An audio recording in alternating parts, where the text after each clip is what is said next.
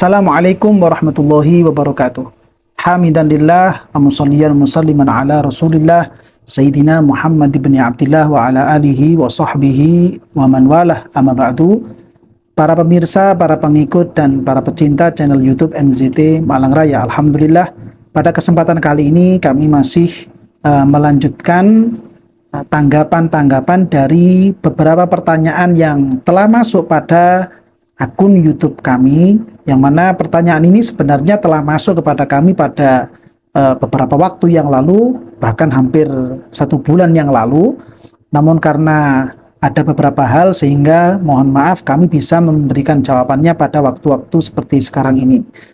Dan pertanyaannya kami maksudkan ada setidaknya 2 pertanyaan yang akan kami bahas pada kesempatan kali ini, yaitu pertanyaan ini tentang kafaroh yang harus dibayarkan ketika ada seorang suami yang dia itu melakukan zihar kepada istrinya.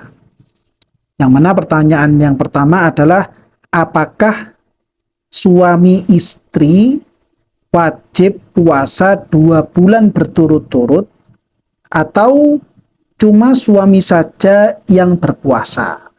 Ini pertanyaan yang pertama yang insya Allah akan kami bahas pada kesempatan kali ini. Lalu kemudian pertanyaan yang kedua masih berkaitan dengan kafaroh zihar, yaitu kewajiban memberi makan seandainya si pelaku zihar itu tidak mampu untuk melakukan puasa 2 bulan berturut-turut, sehingga kemudian dia diperkenankan untuk pindah pada level yang berikutnya, pada grade berikutnya, yaitu memberi makan kepada 60 orang miskin. Ada yang bertanya, 60 bungkus per hari sampai 60 hari kah Pak Ustadz? Nah, pertanyaannya seperti itu.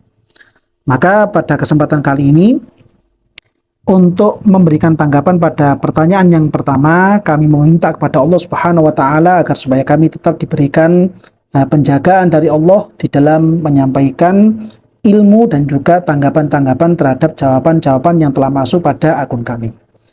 Untuk pertanyaan yang pertama, yaitu apakah suami istri wajib berpuasa 2 bulan berturut-turut atau cuma suami saja? Kami mengambilkan jawaban dari apa yang disampaikan dan dijelaskan oleh beliau Syekh Al-Khatib Asy-Syarbini di dalam kitab Iqna beliau, yang mana beliau dalam kitab Iqna pernah menyampaikan sebuah keterangan seperti ini.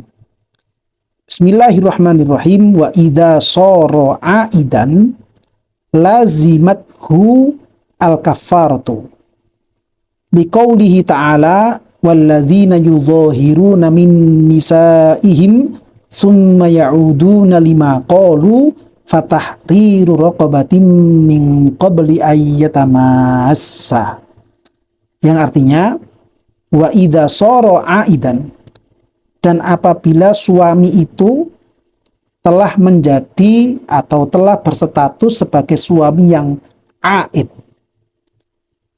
lazimathul kafaratu, maka si suami ini wajib untuk membayar kafaroh. Kewajiban membayar kafaroh ini berdasarkan salah satu firman Allah Subhanahu wa Ta'ala yang ada di dalam surat Al-Mujadalah, yang mana Allah Subhanahu wa Ta'ala menyampaikan, berfirman, walladzina yuzahiruna min nisaihim thumma ya'uduna lima qalu fatahriru raqabatin min qabli ayyatamassa, yang artinya walladzina yuzahiruna, dan para suami yang mereka itu melakukan tindakan zihar min nisaihim terhadap istri-istri mereka, summa ya'uduna lima qalu, lalu kemudian mereka itu melakukan aid, beraud dari apa yang mereka ucapkan dari ungkapan-ungkapan zihar, fatahriru raqabatin min qabli ayyatamassa, maka si suami ini wajib untuk membayar kafaroh sebelum si suami ini menyentuh istrinya, yaitu maksudnya adalah melakukan jima kepada si istri. Dari keterangan seperti ini, si suamilah yang wajib untuk membayar kafaroh. Entah kafaroh itu pada grade yang pertama, yaitu membebaskan budak, atau pada grade yang kedua, yaitu melakukan puasa berturut-turut, atau melakukan grade yang ketiga, yaitu memberi bahan makan pokok kepada 60 orang fakir miskin. Hanya suaminya yang wajib untuk melaksanakan kafarah tersebut, bukan si istri. Si istri karena dia itu sebenarnya posisinya adalah sebagai korban dalam konteks dihar ini, bukan sebagai pelaku, maka bukan suami, maka bukan istri yang memiliki kewajiban untuk membayar kafarah. Walaupun pada beberapa gambaran-gambaran tertentu bisa jadi seorang perempuan itu yang kemudian membayar kafarah. Namun itu hanya peristiwa-peristiwa kasuistik, bukan secara umum. Secara umumnya yang membayar kafarah adalah si suaminya, karena si suamilah yang melakukan zihar kepada si istri.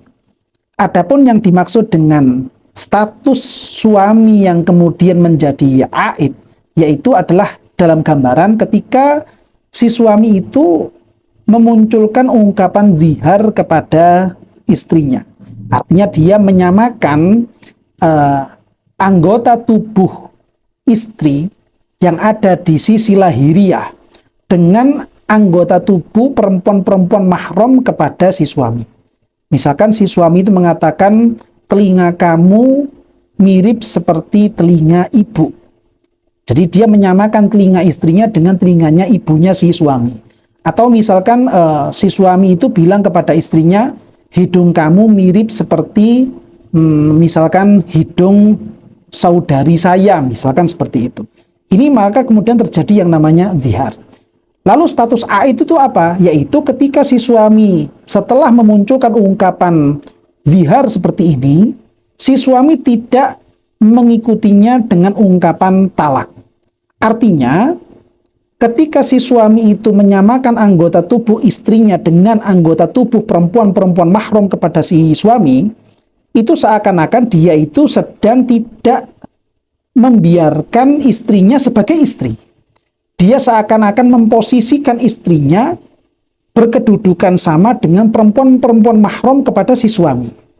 Sehingga ketika si istri ini yang pertama kalinya dia bukan mahram, statusnya adalah bukan mahram kepada si suami, lalu kemudian gara-gara munculnya ungkapan zihar ini, kemudian si suami ini seakan-akan menyamakan, mengedudukkan istrinya itu pada posisi mahramnya si suami, maka ini yang kemudian dianggap si suami telah melepaskan posisi istri dari kebukan mahroman kepada kemahroman. Nah, ketika dia itu mendudukkan istrinya pada posisi kemahroman, lalu kemudian dia itu tidak mentalaknya, artinya membiarkan dia sebagai istri, ini yang kemudian dianggap sebagai aid. Aid itu arti asalnya adalah kembali. Artinya kembali itu bagaimana? Dia kembali menelan ucapannya sendiri. Setelah dia itu memposisikan istrinya sebagai seakan-akan sebagai perempuan yang mahram, lalu kemudian dia menganggapnya sebagai istri. Dia membiarkan perempuan itu berstatus istri kepada dia. Membiarkan dia berstatus bukan mahram, yaitu sebagai istri. Seakan-akan dia menelan ucapannya dia sendiri. Karena seperti itu, Allah Subhanahu wa taala memberikan status suami yang seperti ini dengan ungkapan summa ya'uduna lima qalu. Artinya, si suami itu menjadi aid terhadap ungkapannya sendiri.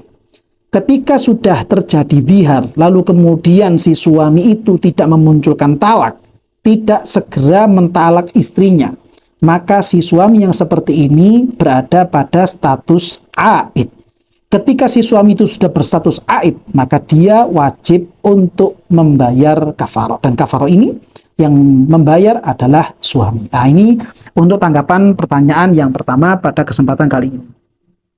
Lalu kemudian untuk pertanyaan yang kedua, ketika misalkan ada seorang suami yang dia itu tidak mampu membayar kafarah zihar dengan melakukan puasa 2 bulan berturut-turut. Artinya dia sudah berupaya untuk mencoba, lalu kemudian dia selalu gagal sehingga dia itu memang tidak mampu, atau misalkan memang dia itu ada uzur-uzur tertentu sehingga dia dianggap tidak mampu untuk melakukan puasa 2 bulan berturut-turut dengan uzur-uzur yang muktabar dalam masalah ini. Lalu kemudian dia itu diperbolehkan untuk berpindah pada grade yang ketiga, yaitu memberikan makan kepada 60 orang fakir miskin. Yang dimaksud itu apakah 60 bungkus per hari sampai 60 hari? Apakah seperti itu maksudnya? Tentunya jawabannya adalah tidak seperti itu. Yaitu yang dimaksud dengan memberi makan ini, satu, memberi bahan makanan pokok dalam keadaan mentah. Bukan memberi makanan dalam keadaan matang. Dan yang wajib diberikan itu adalah kepada 60 orang fakir atau miskin. Yang mana masing-masing orang fakir atau masing-masing orang yang miskin itu mendapatkan 1 mud dari bahan makanan pokok. Dan itu ketika misalkan sudah terlaksana kepada pemberian itu terlaksana kepada 60 orang fakir atau miskin, entah itu dalam jangka waktu 1 hari atau 2 hari atau 3 hari, ketika sudah selesai, maka kafarohnya juga sudah selesai. Sehingga memberikan bahan makanan pokok kepada orang fakir miskin ini tidak harus berlangsung 60 hari. Kalau seandainya dia itu mampunya per hari hanya 1 mud misalkan. Dia hari pertama memberikan 1 mud kepada satu orang fakir. Lalu besoknya dia memberikan 1 mud kepada orang fakir. Lalu besoknya lagi 1 mud kepada orang fakir. Terus seperti itu, per hari dia 1 mud. Maka tidak ayal peristiwa pembayaran kafaroh ini akan berlangsung selama 60 hari. Tapi kalau seandainya dia misalkan 1 hari itu mampu membayar kafaroh ini kepada 2 orang fakir atau miskin. Sehingga 1 hari itu dia mengeluarkan 2 mud. Kalau 1 mudnya itu kisaran 6 ons lebih sedikit, berarti dia itu mengeluarkan sekitar 13 ons misalkan, 1 kilo lebih 3 ons.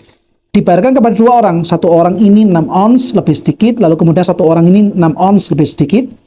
Berarti kalau dia rutin seperti itu, per hari 2 mud kepada perharinya 2 orang fakir miskin, 2 orang fakir miskin, terus seperti itu, maka pelaksanaan pembayaran kafaroh ini akan berlangsung selama 30 hari. Artinya durasi waktu pembayaran ini tidak menjadi tolak ukur, tidak menjadi barometer. Yang menjadi barometer itu adalah dia wajib memberikan bahan makanan pokok kepada 60 orang fakir atau miskin. Yang mana ketentuannya per orang yaitu adalah 1 mud.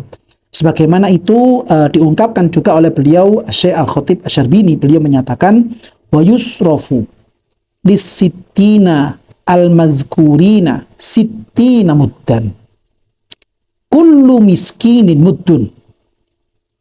Yang mana memberikan atau penyaluran kafaroh berbentuk bahan makanan pokok ini ya diberikan kepada 60 orang fakir miskin sebanyak 60 mud. Kullu miskinin muddun. Masing-masing orang miskin, begitu juga orang fakir maksudnya, ya, muddun. 1 orang mendapatkan 1 mud. Entah pelaksanaan ini berlangsung dalam 1 hari, atau 2 hari, atau 3 hari, 4 hari, 5 hari, dan seterusnya, itu bukan menjadi tolak ukur atau menjadi barometer. Yang penting dia bisa memberikan bahan makanan pokok kepada 60 orang fakir atau miskin. Yang mana masing-masing orang mendapatkan 1 mud. Bahkan di dalam kitab Al-Iqna, Syekh Khatib Asy-Syarbini juga memberikan keterangan lebih gamblang lagi sebagai bentuk gambaran bagaimana tata cara menyerahkan, memberikan bahan makanan pokok ini kepada 60 orang fakir itu, ya, beliau menyatakan ka'an yadha'aha baina aidihim wa yumallikaha lahum bisawiyati. Ya, gambarannya misalkan dia itu meletakkan bahan makanan pokok, atau kalau di Indonesia ini adalah beras, ya, bahan makanan pokok ini di hadapan mereka. Artinya ada orang fakir atau miskin yang sudah dia undang atau dia datangi, beras 1 mud ini yang berupa 6 ons tadi itu ditaruh di hadapannya. Wa yumallikaha. Lalu kemudian si pembayar kafaroh itu memberikan, artinya menjadikan ini menjadi hak milik kepada orang fakir atau miskin. Ini gambaran tata cara membayarkan kafaroh tentang pelanggaran zihar pada grid yang ketiga, yaitu memberikan bahan makanan pokok kepada 60 orang fakir atau miskin, masing-masing orang adalah 1 mud. Tanpa memandang apakah pembayaran ini terjadi dalam 1 hari, 2 hari, 3 hari, atau seterusnya. Tidak memandang itu. Nah, inilah kiranya para pemirsa dan para pengikut channel YouTube MZ Malang Raya yang bisa kami sampaikan, dan rujukannya pun sudah kami jelaskan bahwa apa yang kami sampaikan ini mengambil dari keterangannya Syekh Al-Khatib Asy-Syarbini. Mudah-mudahan dari apa yang kita bahas dan apa yang kita jelaskan pada kesempatan kali ini betul-betul memberikan kegemblangan dan bisa menjadi ilmu yang manfaat dan barokah, dan mudah-mudahan keluarga kita semuanya dan diri kita masing-masing, anak-anak kita senantiasa mendapatkan penjagaan dari Allah Subhanahu wa taala, sehingga kita semuanya dalam keseharian kita, dalam waktu-waktu kita bisa menjalani hidup ini sesuai dengan apa yang diridhoi oleh Allah Subhanahu wa taala, dan senantiasa bisa membanggakan hati idola kita, kecintaan kita, bintang kita, Gusti Kanjeng Nabi Muhammad sallallahu alaihi wasallam. Amin ya rabbal alamin.